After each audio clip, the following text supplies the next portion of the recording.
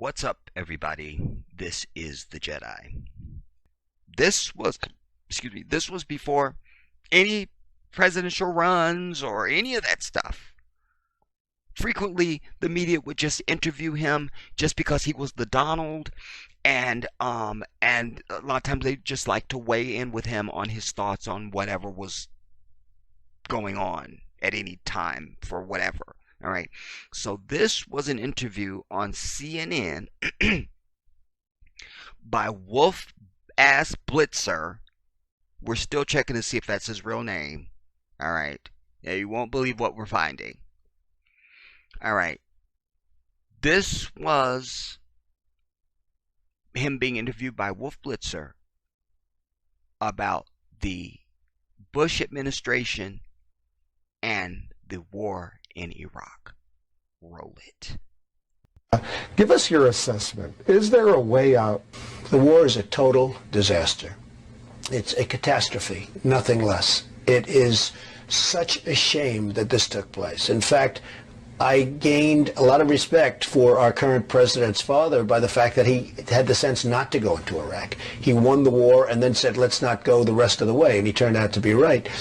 And Saddam Hussein, whether they like him or didn't like him, he hated terrorists. He'd shoot and kill terrorists. When terrorists came into this country, which he did control and he did dominate, he would kill terrorists. Now it's a breeding ground for terrorists. So, look, the war is a total catastrophe. Who do you blame? And they have a civil war going on. Who do you blame?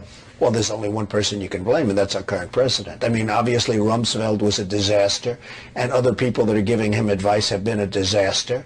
And Condoleezza Rice, who's a lovely woman, but she never makes a deal.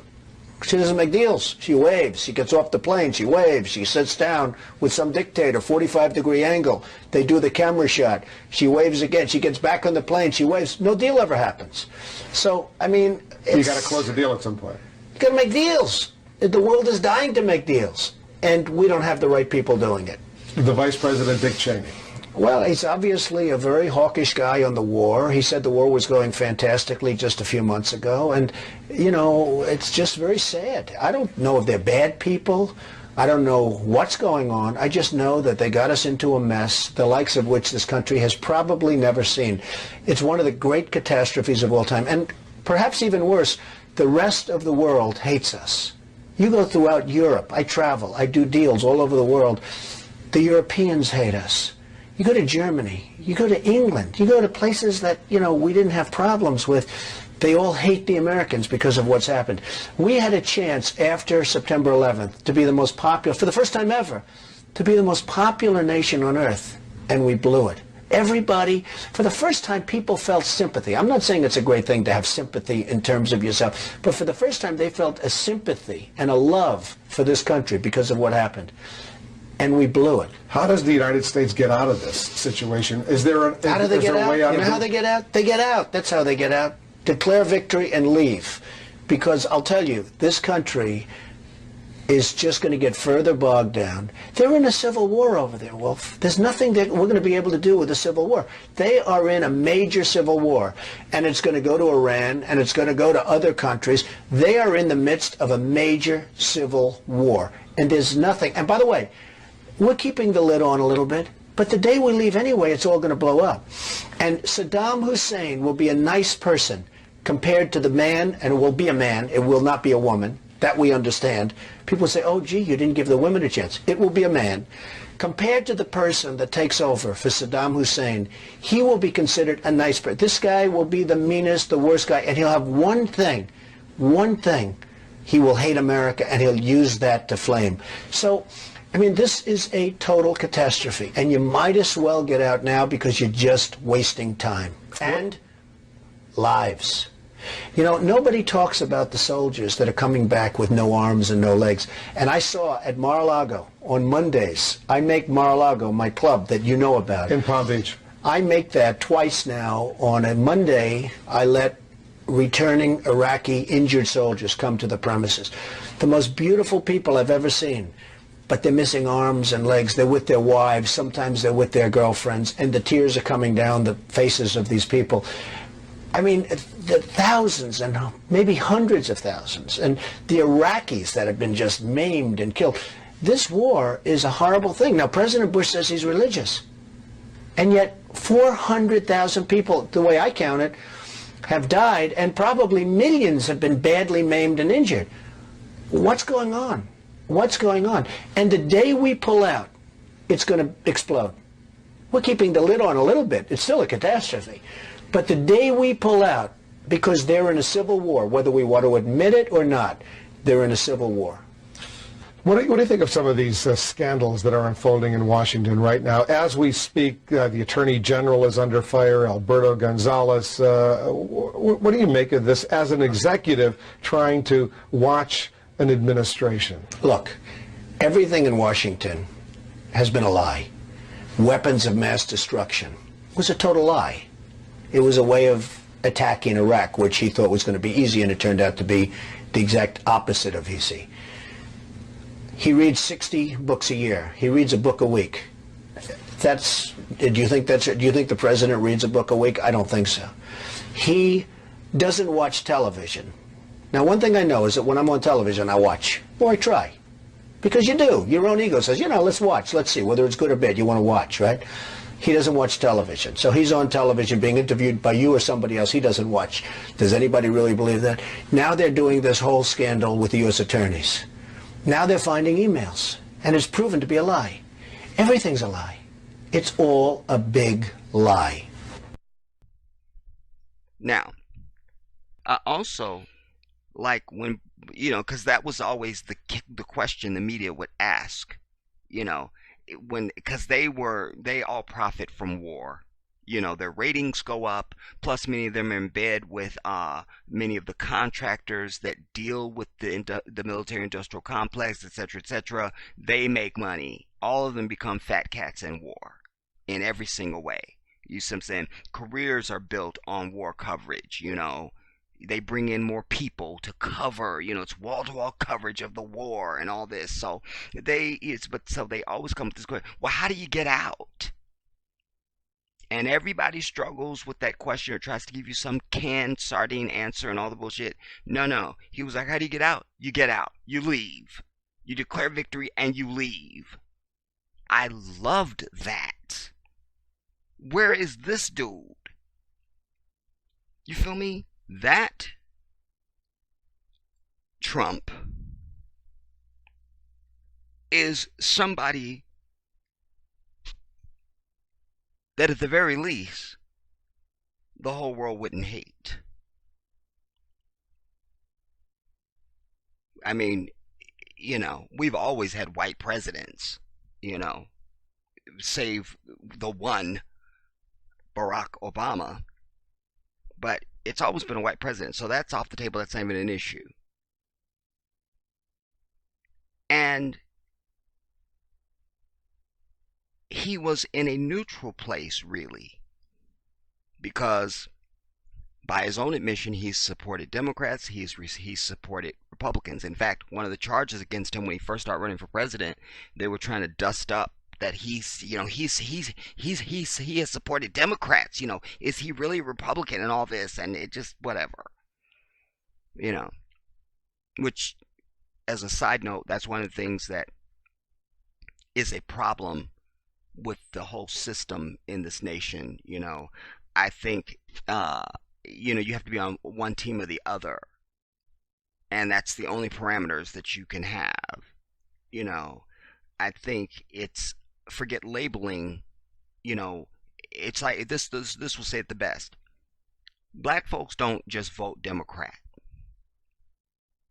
Black folks vote for what sounds like it could possibly be the closest to the truth and what's good. Black folks don't vote out of ideology, and against our own interest and just for the sake of ideology and all that kind of nonsense, So I say that to say, if Barack Obama had been a Republican, we would have voted for him. Same guy doing and saying the same thing, we would have voted for him, period, at the end. Period. We're not hung up on the label. We're forced into a label because of the way they've structured it. But let us be clear. Black folks aren't Democrats. Black folks are voters trying to get the shit that we want. Period. And it's interesting that if Republicans, there's a label again, really all politicians, quite frankly, but if Republicans would understand that dynamic about African people, everybody else, quite frankly, but I'm only ever speaking about us. If they would understand that, then they would understand why we don't vote for their ass.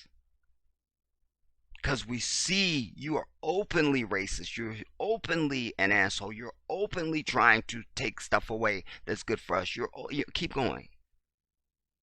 You see, we don't not vote for Republicans because we're allergic to Republicans.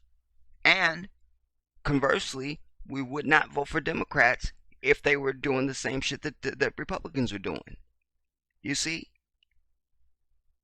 So, whether they're playing a game or not, at least Democrats are playing a game that we can be on board with, or at least find a way in, and all these types of things. I don't want to get too far on that.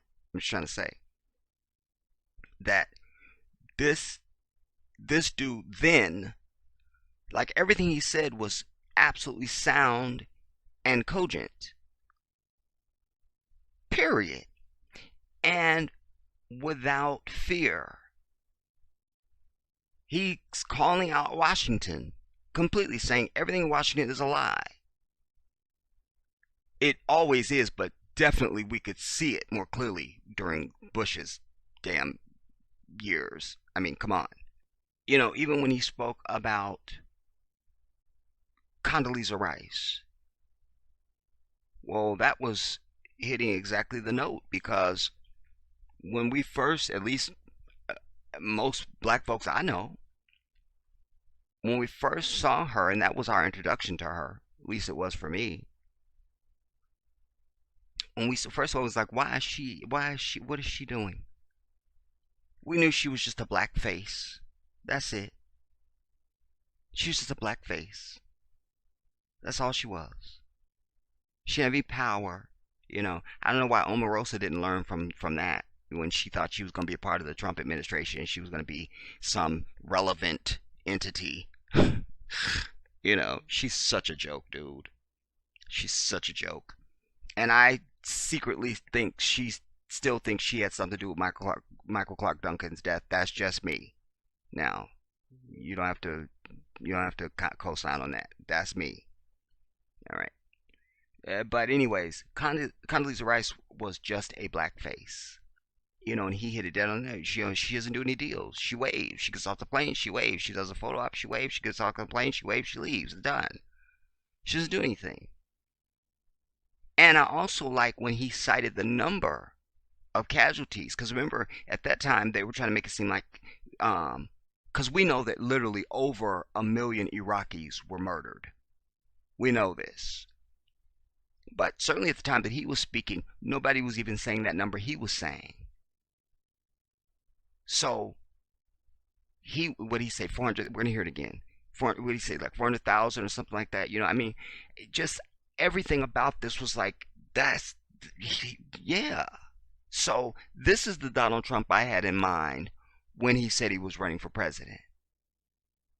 I did not expect all of this brouhaha and all these yahoos and all the stuff that he's now catering to. His whole demeanor and posturing and everything is completely in conflict with everything before it. Absolutely. You know, obviously that breathing thing was still there. I don't know what's going on with his nasal passages. I don't know.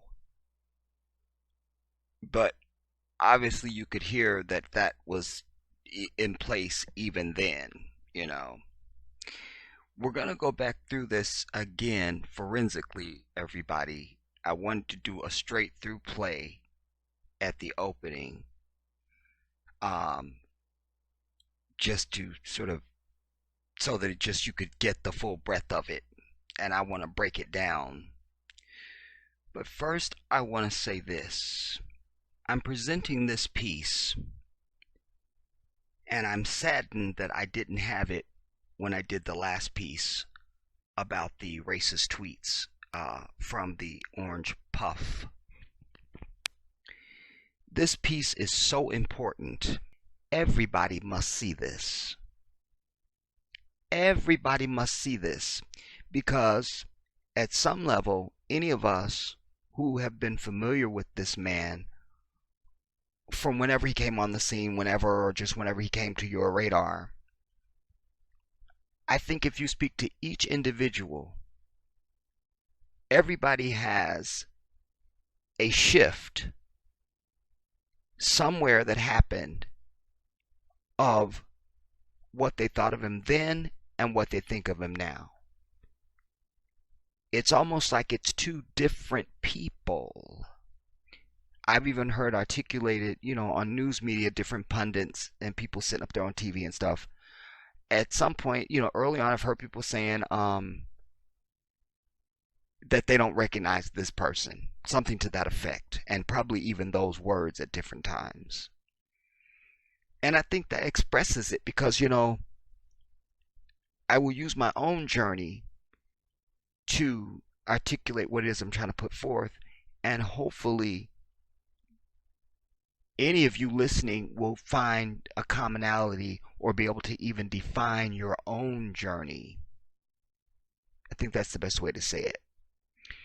Now,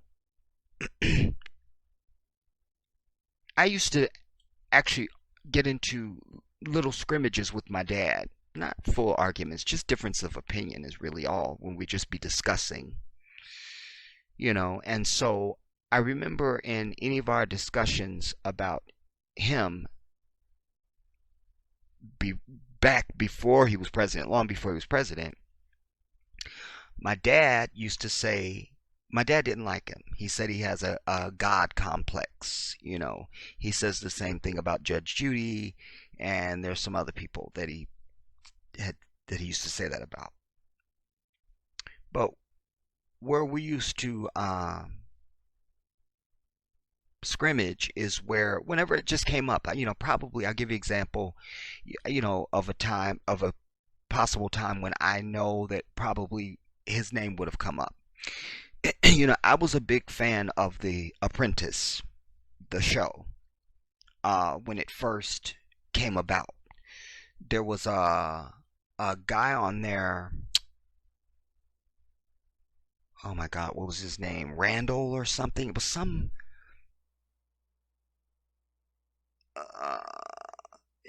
No, it was Kwame. Kwame. Very impressive brother. Very impressive. Kwame. I don't remember his last name. I don't remember his last name, but he wasn't picked, and I was salty about it then because I felt like he was clearly the most qualified. I think the white dude won on popularity and being white and just other things that just made it just like I don't think that was the dude. All right, so fine. He still ended up with a position in the Trump organization, and he has resurfaced different times along the way. Just impressive brother. All right. I don't know if that was the same one. I guess it was, because I think Omarosa's ass was on the first Apprentice. And I remember being deeply disappointed by her. Because when I first seen her, I was impressed with her physically.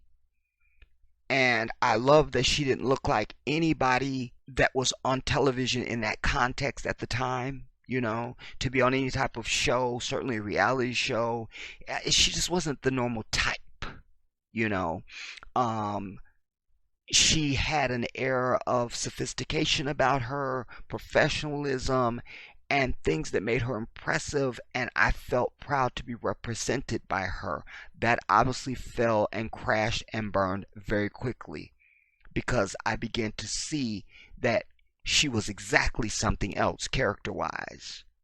That indeed she was a precursor really to all this housewives stuff that's common now, because I don't think any of that stuff was on then. Love and hip hop, housewives of pick a zip code, whatever.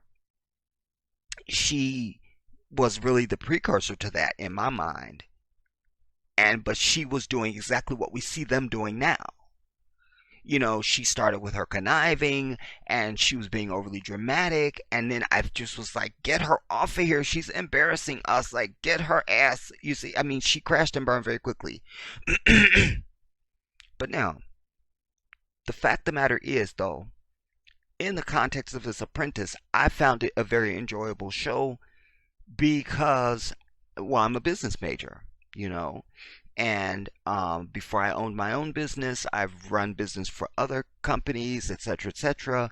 Most of the jobs I've had since I came into the work world at 15, I was usually the guy that's in the position that's going to hire you and fire you. I know business. All right, it's my middle name. So, anytime, I always tell you, anytime you want to be great at something, you always look around and see who else is in that same field that is successful at that. So if you want to be an NBA star, you don't spend your time watching Venus and Serena Williams.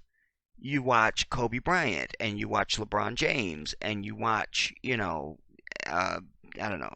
I can't name a whole lot of basketball players. Steph Curry and you watch people that are, you watch Magic Johnson, you watch people that are at the pinnacle of that or that are excellent at that. You see, you want to be in technology, you want to do a startup in technology, you would want to know who Mark Zuckerberg is. You would want to know who Steve Jobs is. You would want to know who the Windows dude is, who I can't think of their names now. All right, you understand what I'm telling you. So, this show was everything for me because it was about business and it was all things business, quite frankly. But it was being presented in a reality show forum, which also made it unique. There was no other show on like it, had never been anything like that on television. It was constructive. It wasn't just some random contest for the sake of just entertainment. There were real companies involved in this show. Like one of their challenges was to do something for I don't know, the car company. I love the car. I don't know. I'm just going to use any car now. Let's say it's Nissan.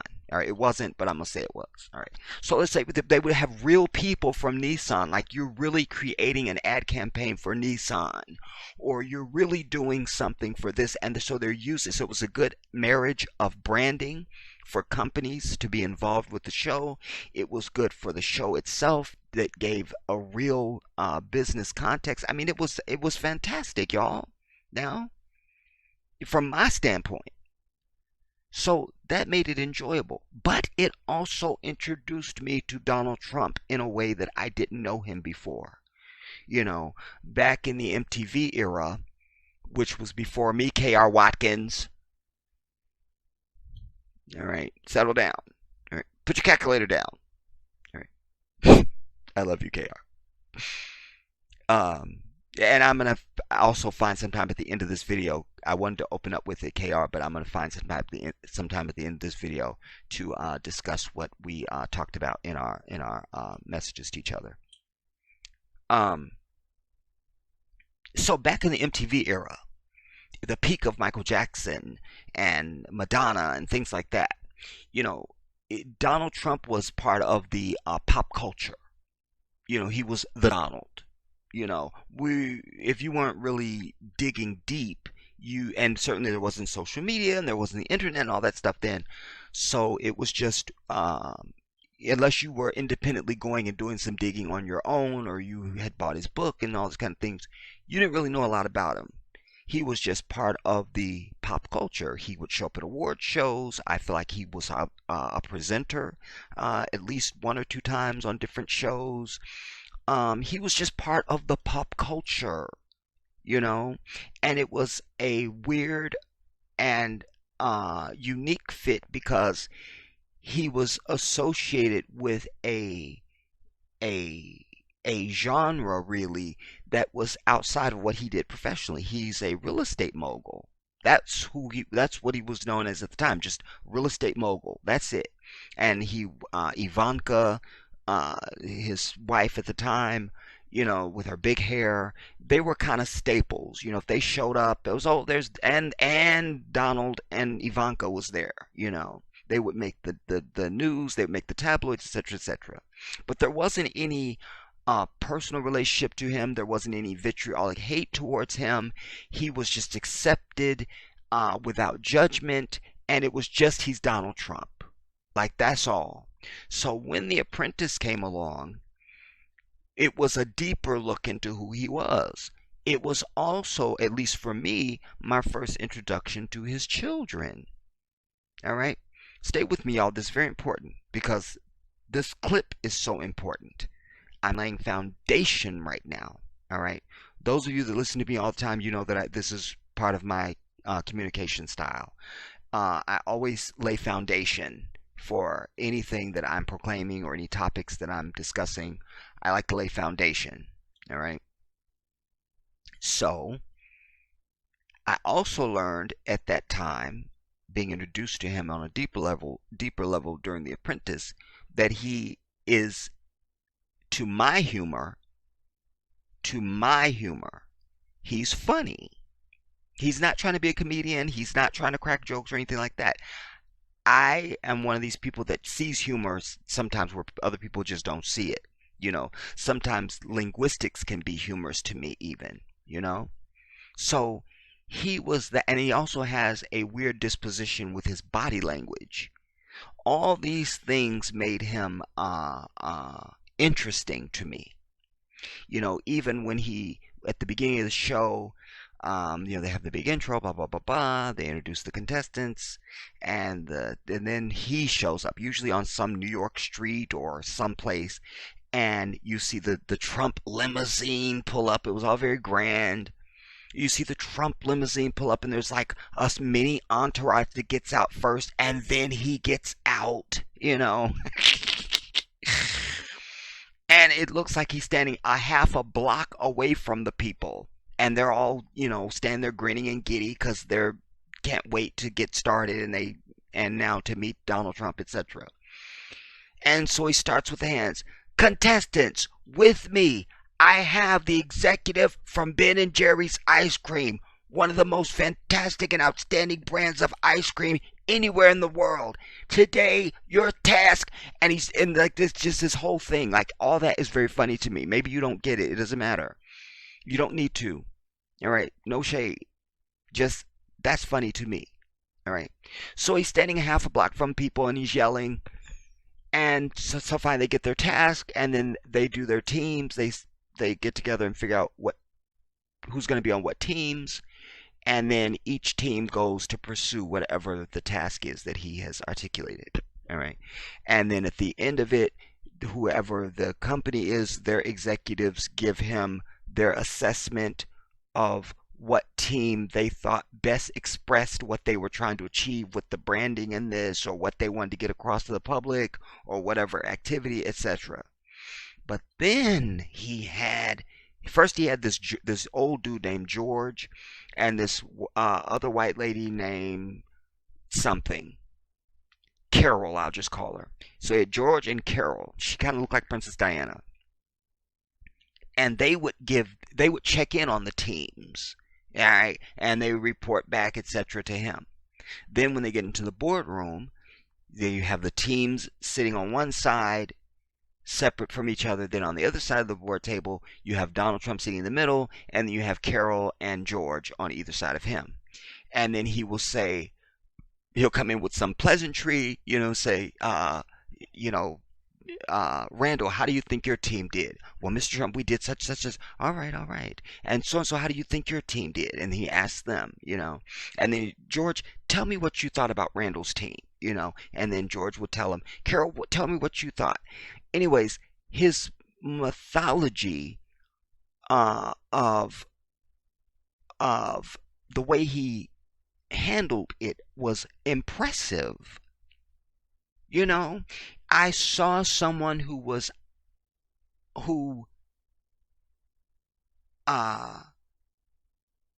it made sense to me. Oh, this is why he's as big of a mogul as he is, and why he's so good at business.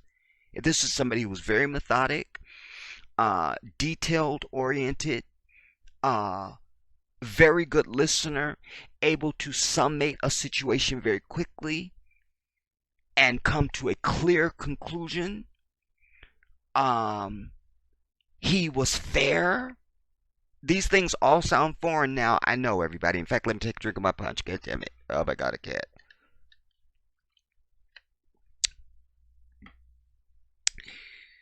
Anyways, and then now at some point it wasn't Carol and it wasn't George. Suddenly it was Don Jr. and his daughter Ivanka, and everyone's again also Eric. But I was most impressed with his children, because the same acumen that I had become to understand that he was at, his children were that. Independently. It wasn't just like, oh, we're doing it because my father wants me to, and let me try to be impressive. No. He could have been 6 feet under and we never saw him. If you met any of these children independently and didn't know who they were from the standpoint of business and just perceiving a person, you would go, that's an impressive young woman, or that's an impressive young man, whatever. But obviously he's not 6 feet under, and obviously he's their father, etc., etc. So it was just like, wow, those are his kids? They're just as sharp as their father. They could handle themselves. I mean, I was impressed, y'all. Now, it's just the truth. I was impressed. They were very, very astute. Even there was one time, separate and apart from The Apprentice, there was an interview that somebody was doing on Eric Trump. I think the story was about their golf stuff that they have, and he had been over the opening of one of their locations, and the interviewer, I feel like it might have been Katie Couric or Diane Sawyer or somebody, he was, again, he had that same instilled professionalism on his game, knows what's going on, etc., that showed up. None of the rest of the family was there, just him and this interviewer. And he welcomed her, and then he's taken around the place. And then at one point, I remember they were going through the men's locker room. She was like, and I love what you've done. Because the locker rooms don't look like locker rooms. Like, you could lounge there, And she was pointing out she loved some of the fixtures and chandeliers and stuff. She goes, but I'm sure you don't know any of that stuff. He goes, no. Actually, our this wood is actually from such and such. We had that brought in by such, and the chandeliers are actually such and such. And I mean, he knew down to the price, damn near, of everything. It was just like yet another testimony of, wow, his children really are this impressive. Like, he could die today, and it's no danger to his corporation. They got it. It's all good. So, fast forward now, back to The Apprentice. So when he would get all the information, he would then tell them what the executives from the company thought. Because at this point, they don't know what the executives from whatever company had thought up to this point.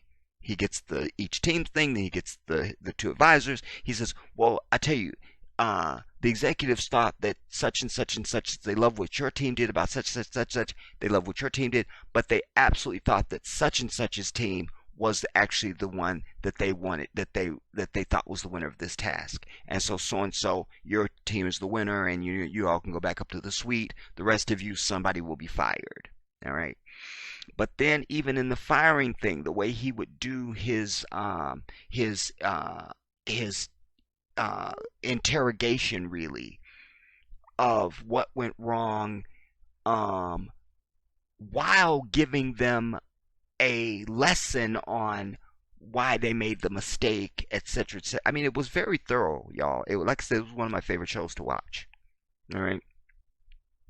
And then he would go, who do you think should be fired? You decide who you think should be fired, and you come back in with you and two other people, and one of you three. He whittles it down to three people. Then they come in and they say, okay, and he grills each of them. And then at some point he goes, so and so, you're fired. But there's always a whole reason, a build up, and a reason. It's like a perfect closing argument. Boom, you're fired. All right. So that was my introduction to him, the person, and like I say, his family. And then by extension, from the show, you learned more about even their organization. Okay, that's all fine now. So that's what I would be defending to my dad. Like he just was over him and was over him. I was like, but Dad, you don't understand. Like, he's really good at what he does, and then I would lay my case out. Then fast forward.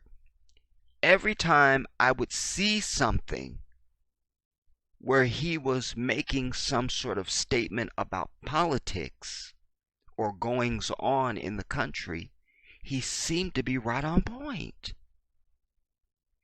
You should even go and watch, and I will link it. I will link a couple of them, actually. A couple videos of him on Oprah.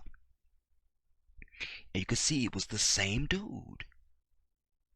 It was the same dude. Younger, but the same dude. So, when he announced for president, I thought, I was just too busy being angry at Hillary's ass and wanting Bernie Sanders and seeing the evil that was going on with the Democratic National Committee and how they were putting their thumb on the scale for her to hold Bernie back. Mind you, I'm coming at this with what I know about him from everything I've just laid out to you, my foundation. So it wasn't like, oh, I'm so against him and oh my God, not him. And it wasn't any of that at the beginning. Until he spoke. And that was my moment where I went, wait, that's not the same dude. That's not the same dude. Not that he was a saint. Let us be clear. But I was like, that's not the same dude. Then I saw his rallies. And they were nothing but Klan rallies. Bunch of yahoos, And I just went, that's not the same dude. I should also interject that this is the only person, when it was absolutely popular to drag Michael Jackson through the mud and call him a child molester and all these other things, this dude, in fact, I think he called in to a show. I don't know if he was already on there or if he called in. In other words, I don't know if he was already on the phone or if he called in. But this dude was very forceful and passionate about defending Michael Jackson. He's a white man. You understand? And at a time when it was absolutely popular, certainly if you were white, to drag Michael Jackson through the mud. He was the only one saying, this guy is not the things that the media and the press are making him out to be. He's a fantastic, honorable, decent human being. He's a great father. He's been around my he defended him. He had no reason to do that. He wasn't running for president. He wasn't doing anything. He didn't have any reason to do that. I'm just offering this now. So, once we get to him running for president and his rallies and all of it, then I went, oh my God, this is not the same dude. This is not the same dude. I don't know what happened. Now, did the real colors just come forth? That would be more consistent with what I usually think and say. That it's always been there. Of course, it's in all of them. Of course. But I say this because I think I'd been exposed to him long enough that I would have seen at least some hint of this. And there wasn't. That's what made it such a contrast. Now, with that context, let us now go through it forensically and just focus now on how much different he was then than he is now, and delve more into the merits of the things that he was saying in the video. All right, and we'll go through that and then we'll be out. Let's go. Give us your assessment. Is there a way out? The war is a total disaster.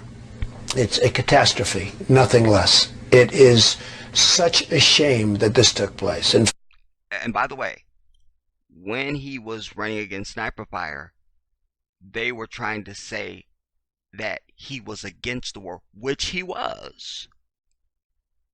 But they forced him into a position, politically, strategically, whatever, where he was having to deny having been against the war. I can't. But this leaves no doubt.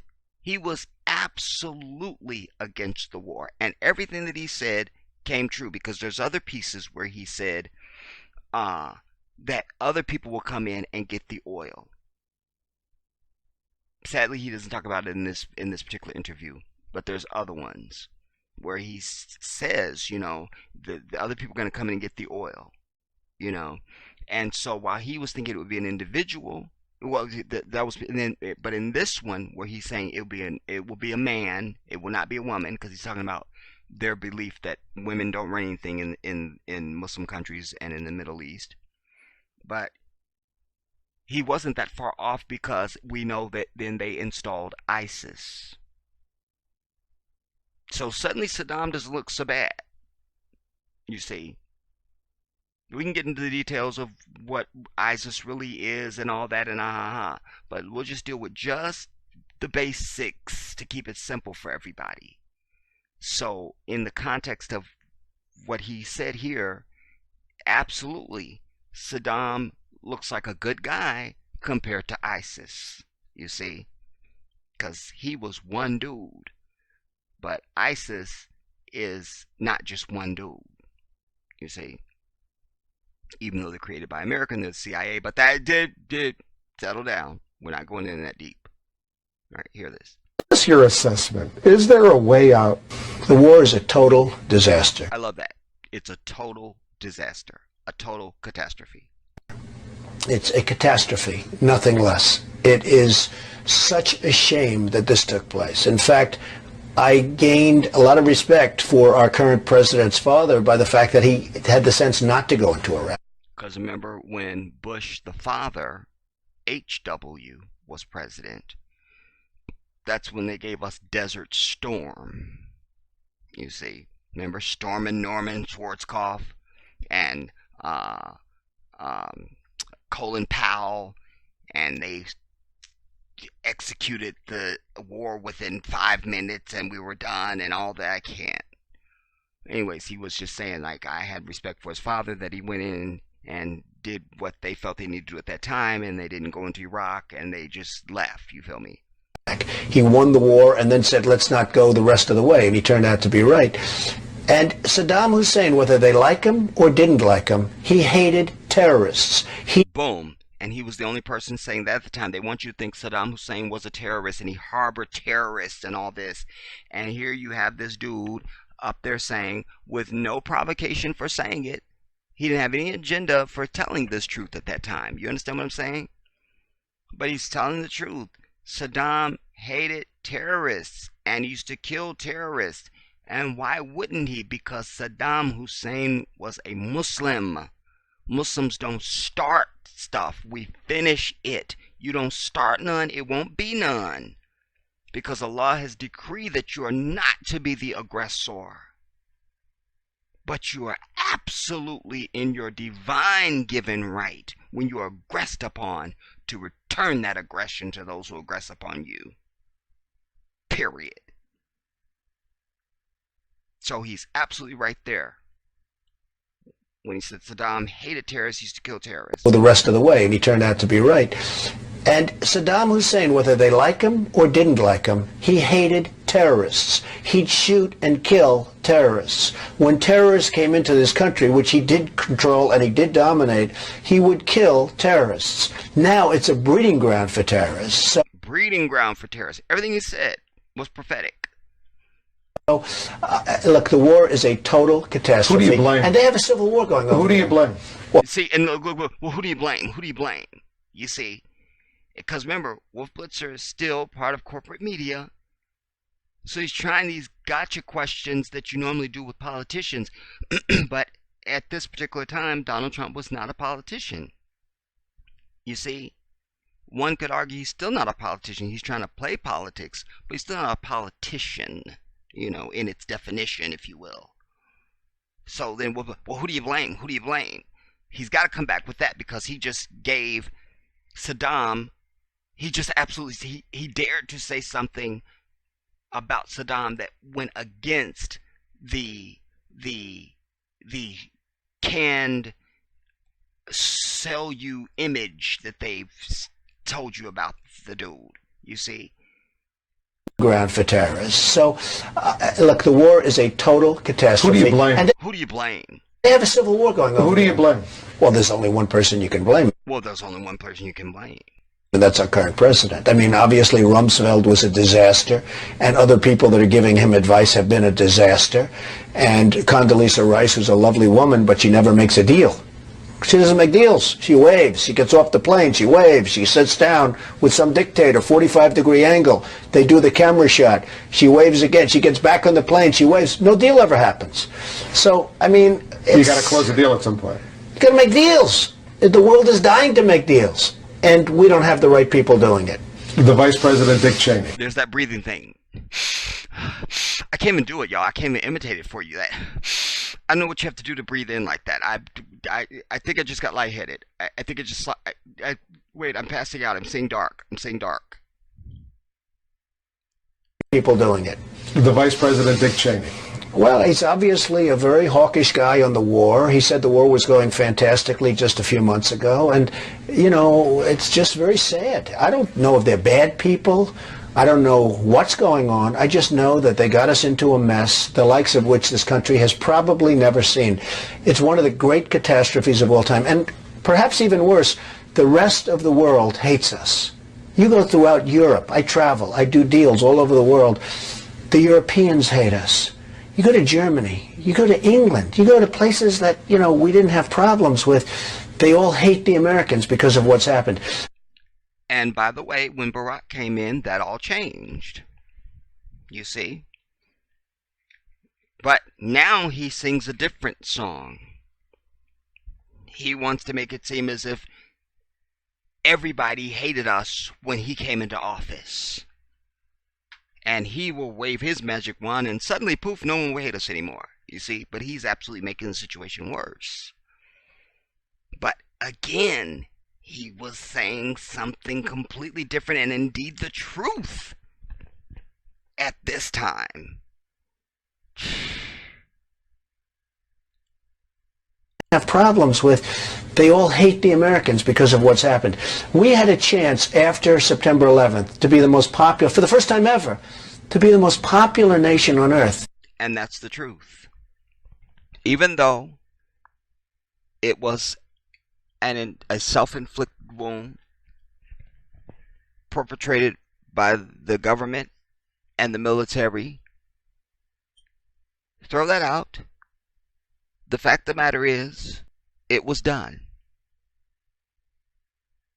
And as he said, there was a moment there to do something completely other than what they did.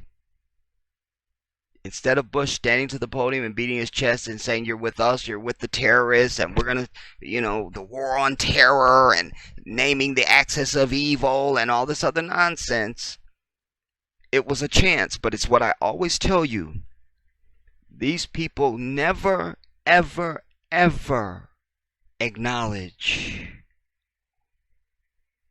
And their society, their government, has never been in the business of just being a nation on earth that just exists among the rest. No, no. We have to rule it. We have to dictate it. We have to dominate it. We have to tell everybody else what to do. We have to be the savior of the universe. And by God, our president is the leader of the free world, says their arrogant statement. So they botched it. They botched it.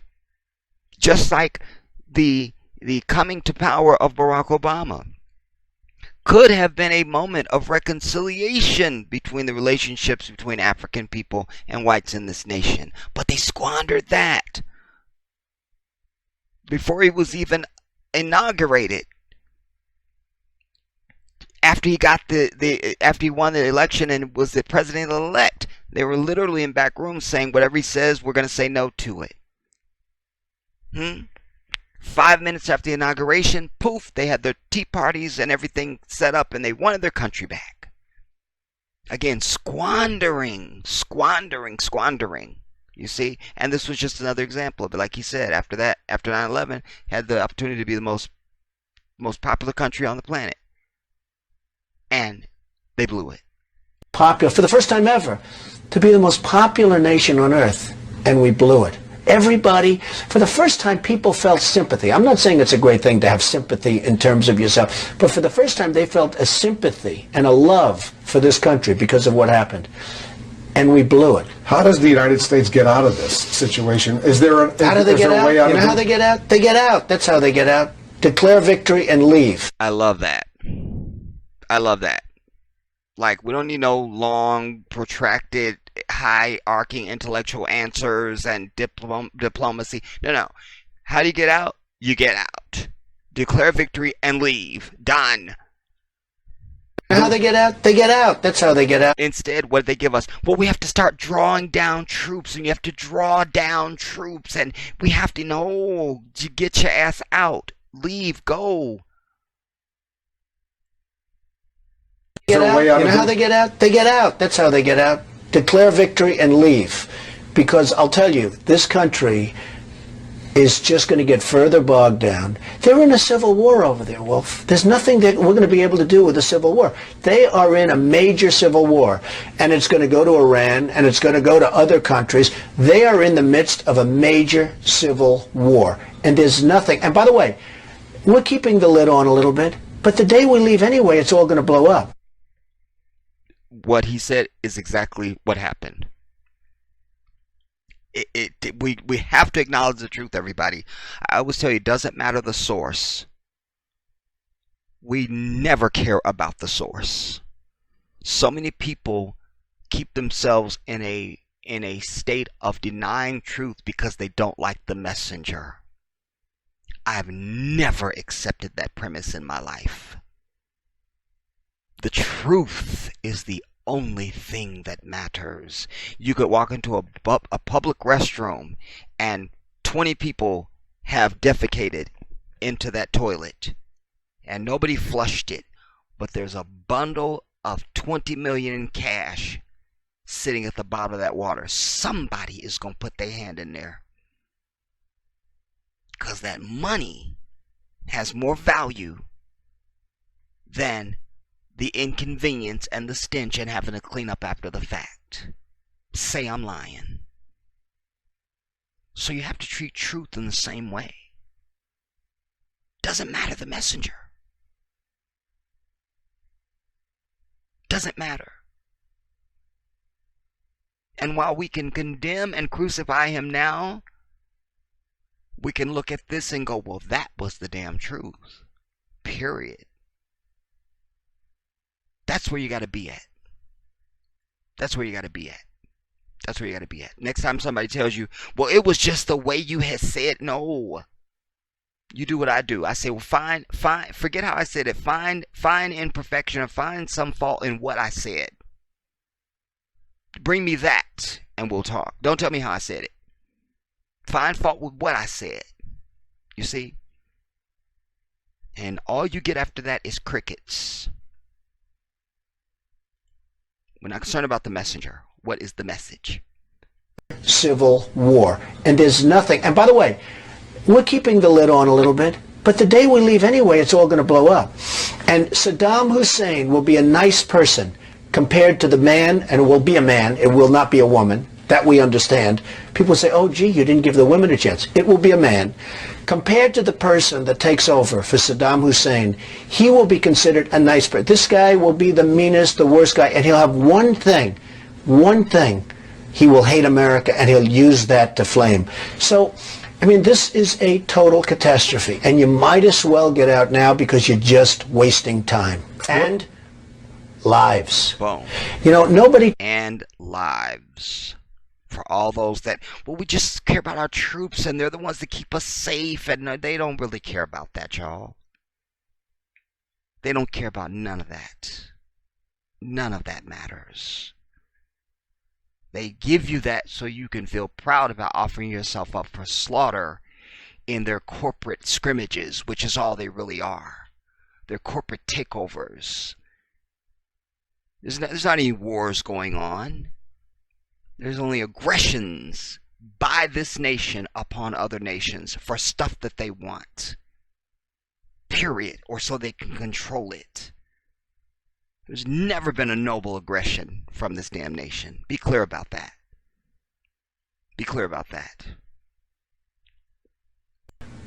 Lives.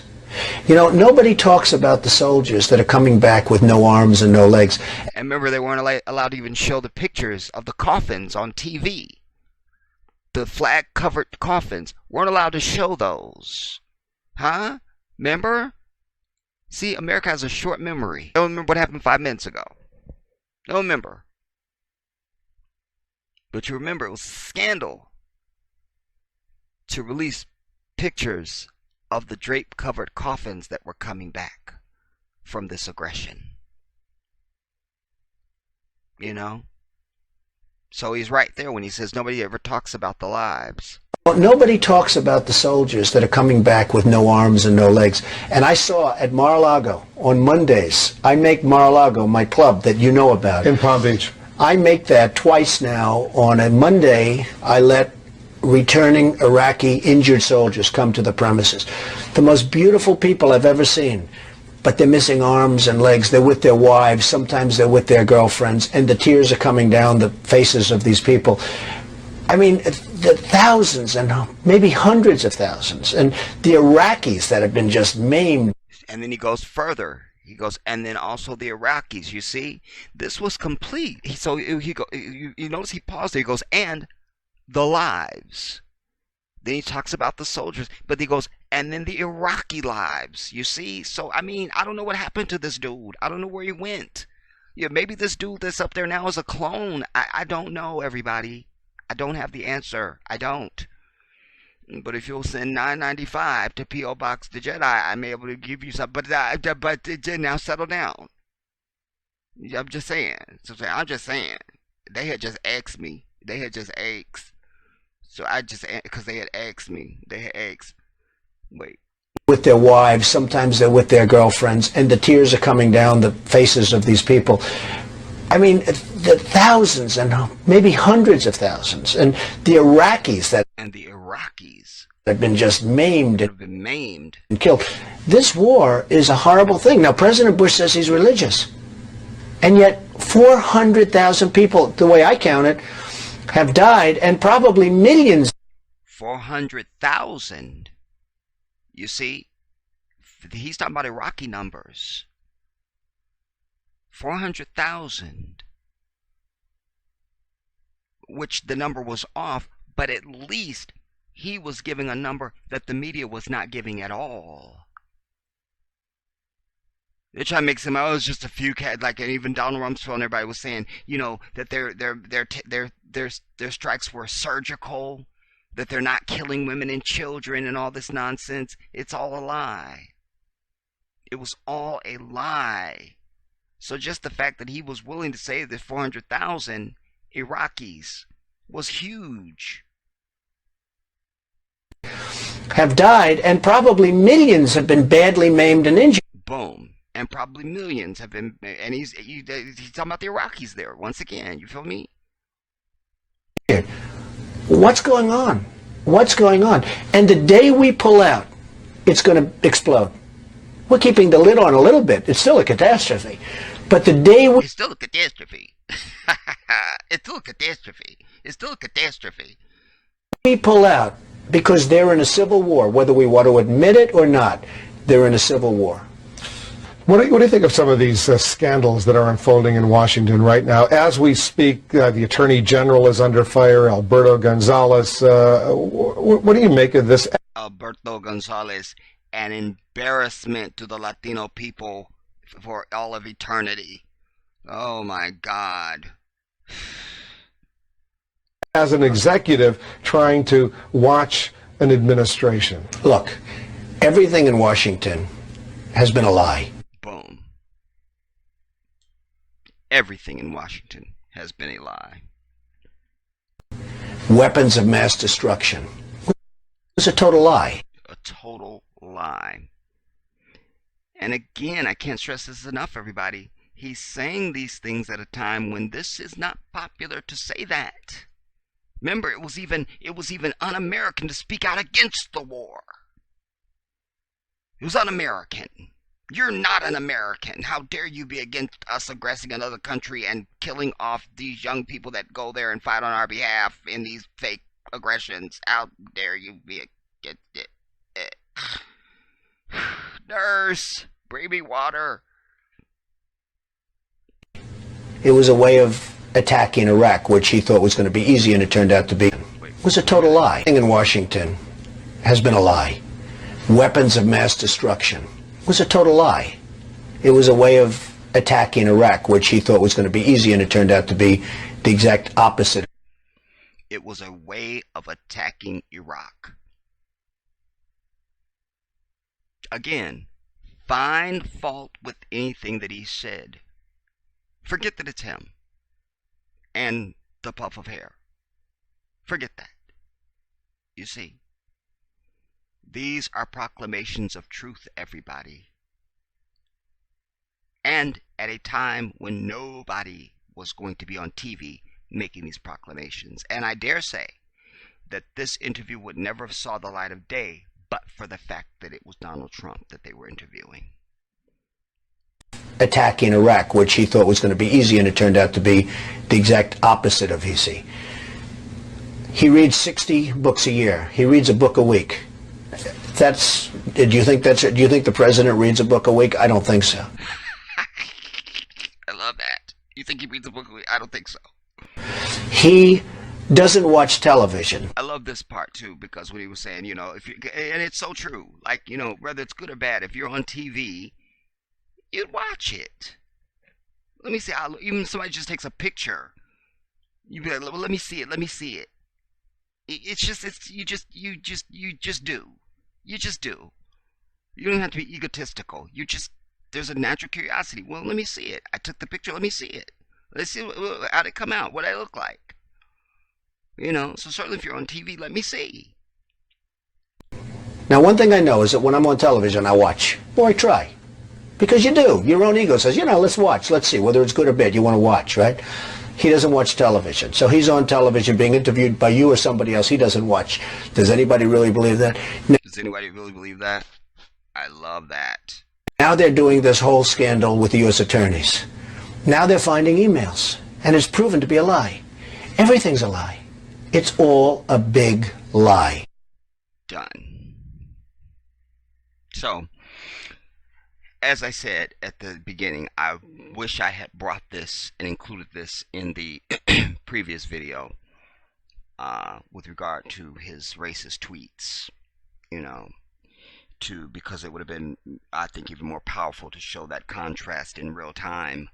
But alas, I didn't have it at that time, and like Dr. Maya Angelou used to say, when you know better, you do better, you know.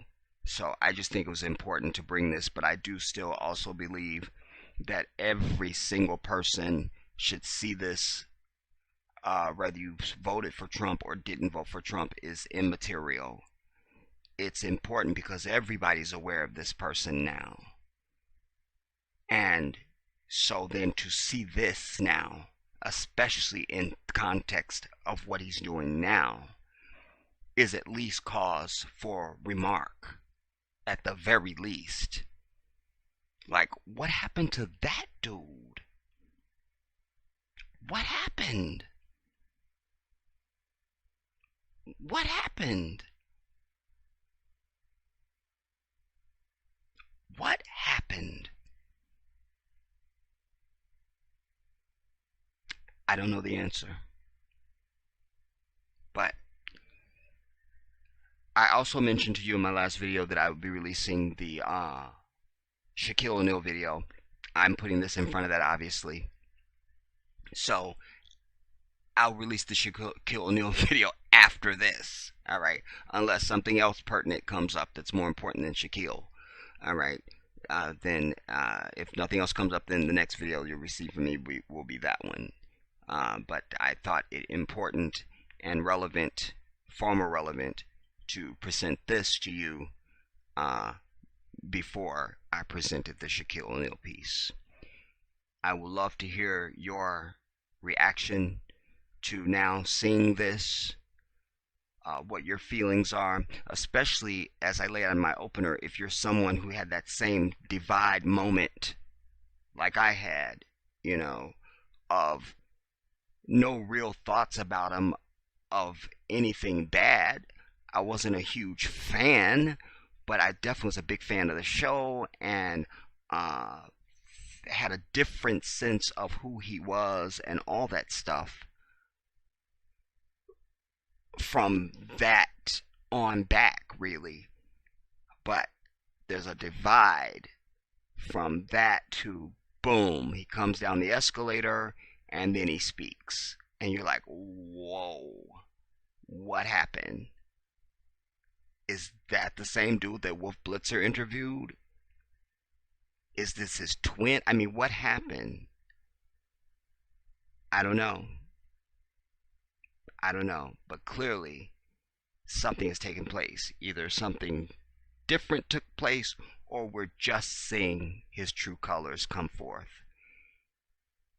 And maybe they wouldn't have if he hadn't been in this predicament. I'm reluctant to believe that, just because he could have said anything when he came down that escalator, and since then he could have just been consistent.